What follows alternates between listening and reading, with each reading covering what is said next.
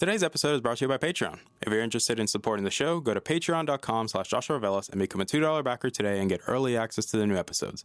I'll be leaving a link in the description down below, but for now, on to today's episode.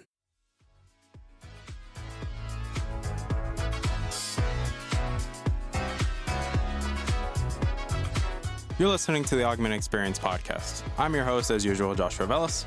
I'm a student, musician, and a gamer at heart. Join me as I sit down every week to talk about all the latest news in the technology, business, and video game world. I hope you guys enjoy.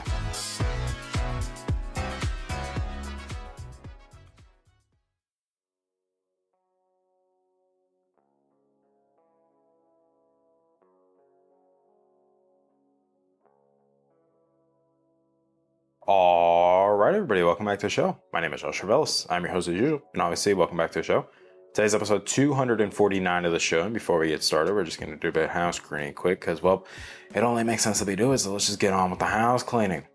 I do want to say thank you guys for coming back and listening. It does mean a lot to me. You guys constantly take time of days to download episodes, to share these episodes, to constantly keep letting me know how you feel, whether you like my stupid face or not. At the end of the day, you are greatly appreciated. I greatly appreciate you. So thank you so much for your continued support of the show. It really does mean a lot to me. I know this is the first time we're back to our regularly scheduled programming because, well, we obviously took some time away. And if you haven't listened to the life update episode from last week, then hey, go check it out to see what I've been up to and what's been going on. But today we're going to be focusing back on the more tech news stuff because there's a lot of stuff going on. However, I do also want to say, just as a little tangent, thank you to the Patreon backers as well for supporting the show. You guys are also greatly appreciated. And today's episode, to be honest, was actually unanimous in what you guys voted on, because even though there was other things we could have talked about, like the recently released PlayStation VR 2 and some of the issues experienced with that, whether it be game launches, controversies with video games, the Xbox Microsoft, or specifically the Xbox Activision deal and the stuff that's happening with that. Apparently, the news has now been flooded by Nintendo and specifically the Pokemon Direct and information that was revealed ahead of time by a leak on 4chan. And people obviously blew it off because, let's be real, it's 4chan. Who cares? It's 4chan. But the thing is, the leak was accurate about everything in the presentation, specifically in relation to the Pokemon Scarlet and Violet DLC, which from this post, you've probably seen the screenshot. If not, that'll probably be the backdrop of this episode because we're not doing video. But essentially, here's what the post said. It says, I am a programmer at a Pokemon outsourcing company. My English is very poor, so I used machine translation to complete this post. The theme of the DLC is Hidden Treasure of Area Zero and Hexagon. Version 1.20 includes dressable clothes as rewardable DLC reward for DLC purchasers. Will include Unimarino and Tetsunoisha. These are Paradox Suicune and Paradox Virgion. And it's basically like when you translate them, that they're typing Water Dragon, the other one's Grass Esper type, so Grass Psychic. Mystery Pokemon with a green mask, special terrestrialization appearance. The third legendary Pokemon is a large blue turtle. We are working, and here's the funny thing. Everything up until that point was essentially 100% accurate. It was confirmed with the presentation because of the two DLCs and the time frame of when they're coming out. Primarily, one will be in the fall of 2023, the other one will be winter of 2023. But here's essentially the kicker that got everyone talking. And it's this part right here. We are working on a graphics enhancement patch for the new Nintendo Switch models that will be released alongside DLC 2. Obviously, when this came out or this was revealed online, people were talking about it. People were like, okay, so the leaker posted all this very accurate information about what was going to be in the DLC presentation and things like that. So sliding that in there, does that mean that this is confirmed, that this is going to happen? And ironically, the person actually came back and followed up on it and made another commentary, because again, this is 4chan. And so the way they kind of identify themselves was with their hash rate and things like that. It's just hard to explain that it's been confirmed by outside sources that this is the exact same person, that this isn't just someone, because obviously with 4chan, it's all anonymous and things like that. So the fact that this person was able to be identified again using the same number that just, corresponds to them, they clarify this on so the original post happened on the 24th of February. So obviously before the presentation, and then this follow-up post came out on March the 1st, which the person responded. I am the poster of this post. For identification, the original text of this MD5 hash, and then posted their hash rate, and they said, it matches up. He or she, whatever they are. I am not going to leak any more information. I just want to add some clarification to the previous one. The hexagon is not the third DLC title, but an element that is displayed many times in DLC. So in this case, referring to the hexagon Pokemon. The special terrestrialized appearance I mentioned is a new game mechanic that was not announced in the PV, the Pokemon presentation. Some Pokemon will acquire new terrestrialized forms. The new Switch model I mentioned is, and then it's in Japanese kanjis. Also, as far as I know, DLC 2 is scheduled to release in early 2024. Other contents have already been announced. Sorry for the unclearness before.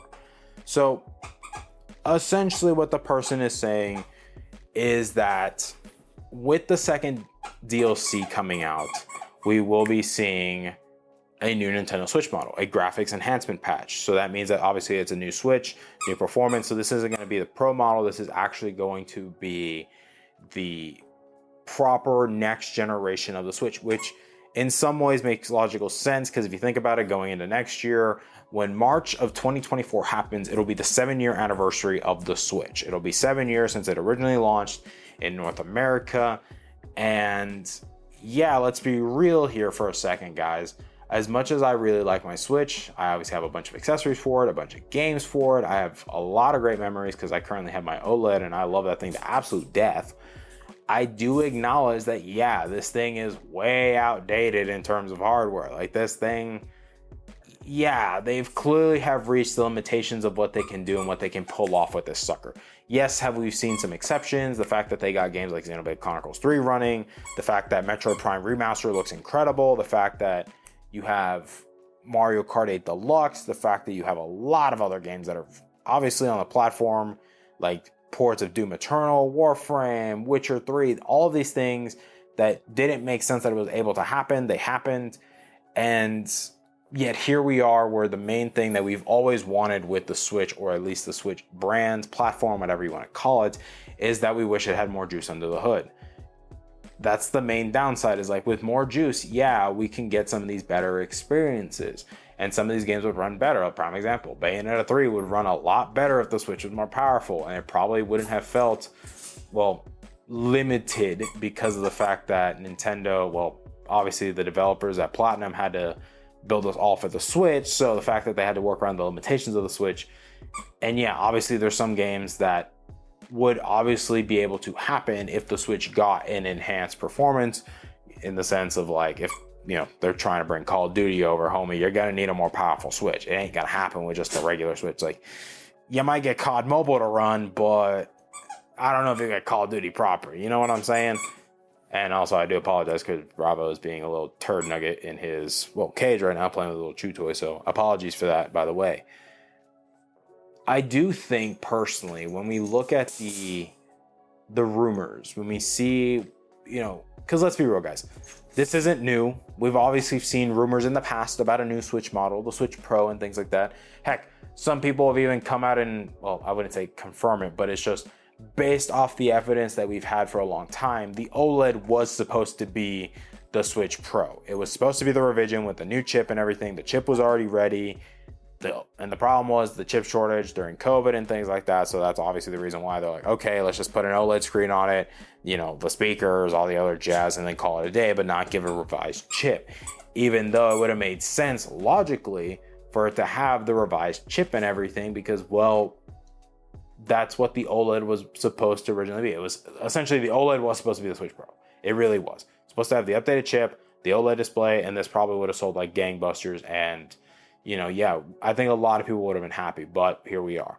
And so the fact that Nintendo is essentially, not officially, but if the leaks are true, that we will be seeing the next generation Switch with the launch of the DLC for Pokemon, the second DLC in this case, then it would mark an interesting landmark because of the fact that it would essentially mean that instead of fixing the performance for Pokemon Scarlet and Violet, Nintendo's just going to brute force it and just give us better hardware.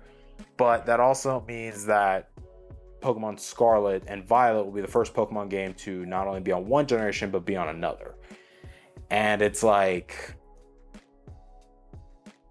I think it's still hard to believe, to be honest with you. If I'm just being transparent, I think when we see rumors, and we've been down this rabbit hole before of a Switch Pro or a Switch 2 and things like that, you know, we've gotten burned, and it's obviously pissed off a lot of people because, let's be real, the Switch is a very popular system. If you don't believe me, the Switch is the single-handedly the reason why the handheld gaming space, or this hybrid, you know, stationary and mobile gaming solution essentially took off like hotcakes. There's a reason why mobile emulators are starting to become more popular. They look like the Switch, or things like the Steam Deck existing, or companies like Neo, and you have all these other companies joining this space, not to make a quick buck, but obviously because they see how people really like investing in this stuff. They like seeing how, well, they like seeing obviously people buy this crap, because let's be real here, the form factor is popular, the form factor works, it's what people really like. They like having a powerful solution that they can take on the go but can still play their games or play these AAA titles. There's a reason why the Switch obviously has sold over 100, almost 120 million units, and it's just like, there's a reason why we've gotten to this point. And so it leads a lot of interesting questions on the table because of the fact that, okay, if there is a revision of the Switch coming by the end of the year or maybe early next year, what does that mean for a lot of games that are currently out? Does that mean that they'll get a graphics patch? Does that mean that because of the new hardware, they're going to run better? Prime example, let's say Tears of the Kingdom, the biggest game that's coming out this year for Nintendo, obviously. Does that mean that if they come out with a new Switch, that it's going to run a lot better, that the graphic fidelity will be a lot better, the graphics performance, or at least in this case, the FPS, will it be more consistent? Will it hit a consistent 60? Will it be a Breath of the Wild situation where, yeah, the game looks stunning, but obviously still limited because of the Switch at the time? I don't know, to be honest with you. Like Pokemon, that wouldn't surprise me if that's how Nintendo wants to address the performance issues with Scarlet and Violet. Is just, hey, let's come out with a new Switch that's more powerful and just brute force our way through it. Because, you know, when in doubt, just brute force your way through stuff, you know?